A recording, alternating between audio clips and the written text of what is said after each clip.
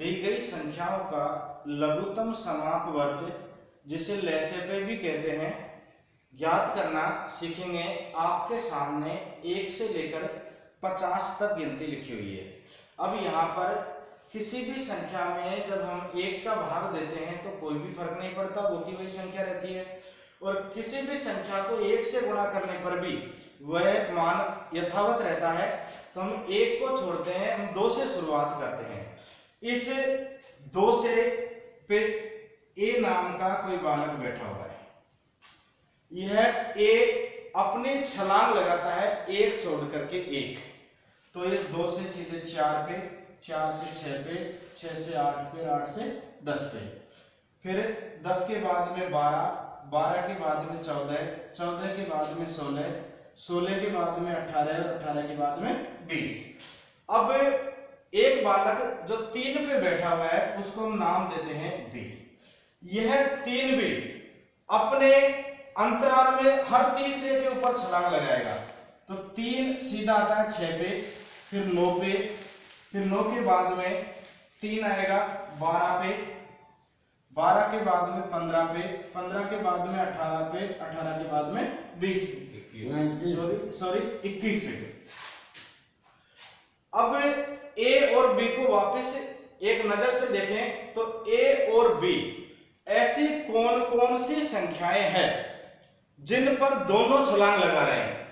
तो ए और बी जिन जिन अंकों पर छलांग लगाते हैं उनको हम एक साथ लिखते हैं। ए और बी दोनों लगाते हैं 6 पर,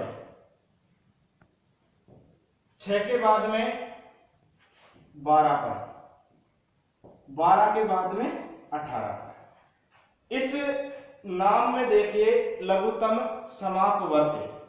लघु का अर्थ होता है छोटा, लघु में उत्तम शब्द जुड़ा हुआ है जिसका अर्थ होता है सबसे, तो सबसे छोटा। यहां पर जो समापवर्ग है इसमें भी 2 शब्द है। सम का अर्थ होता है समान और अपवर्ग शब्द का अर्थ होता है गुणज, अर्थात सबसे छोटा समान गुणज। तो यहां पर ए और बी दोनों ने 6, 12 और 18 इन तीनों अंकों पर छलांग लगाई। इनमें सबसे छोटा मान क्या रहा? आपका रहा 6। तो सबसे छोटा मान 6 रहा। तो यहां पर 2 ने और 3 के गुणज में सबसे छोटा मान 6 आया। तो 2 और 3 का लैसेपे हुआ 6।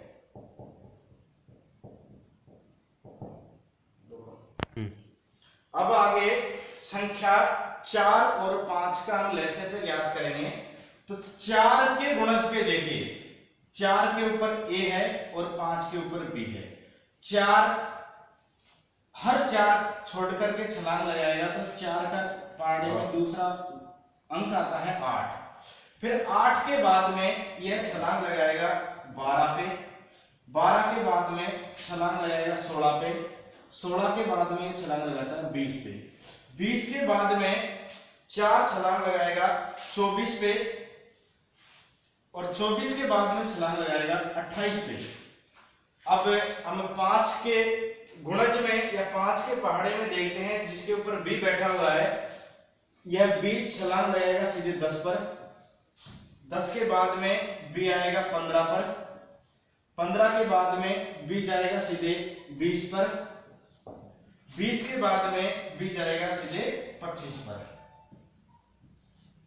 अब इसमें हमें यह ढूंढना है कि 4 और 5 दोनों मिलकर किस किस अंक के ऊपर छलांग लगाते हैं। तो 4 और 5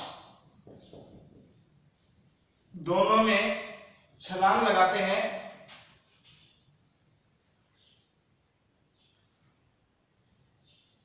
20 पर।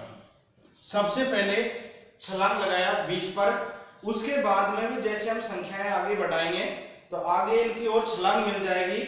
लघुत्तम में हमें सबसे छोटी संख्या ही ढूंढनी होती है जो दोनों में के गुणज में आ जाए या जिस पर दोनों छलांग लगा दें।